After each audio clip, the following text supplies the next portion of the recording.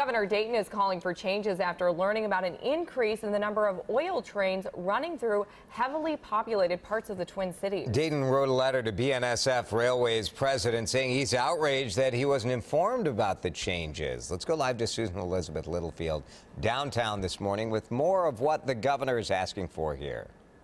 Yes, Jason, Allie, there are about 11 to 23 crude oil trains that run right through here each week. They are all part of the Wilmer, Minneapolis, St. Paul rail line. Now, some of the areas they go through, Target Field, I mean, we're in the North Loop right now, so pretty central locations here.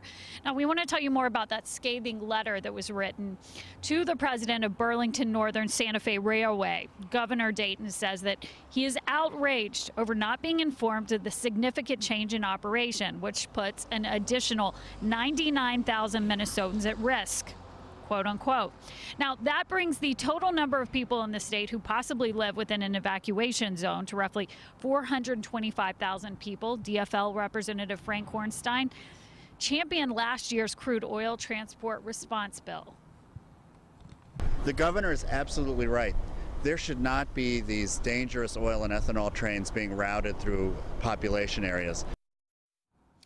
Now, we want to read through those requests right there to issue a public statement about the temporary route, to not operate under Target Field during big events, and to extend first responder training to affected communities and among others, so they're more prepared there. Now, BNSF did issue a statement on their part. They say we comply with the law and we report to the state crude volumes of a certain size and then their percentage and routes. That occurred in this case where we have a major expansion project occurring and we are rerouting some traffic to accommodate that construction work.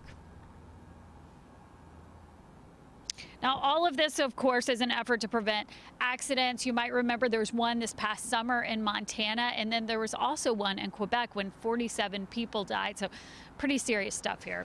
Susan Elizabeth, I understand that the governor's upset, but the state of Minnesota doesn't really have much authority over railroads, and we've seen the railroads essentially being able to do what they want in most cases. What happens next?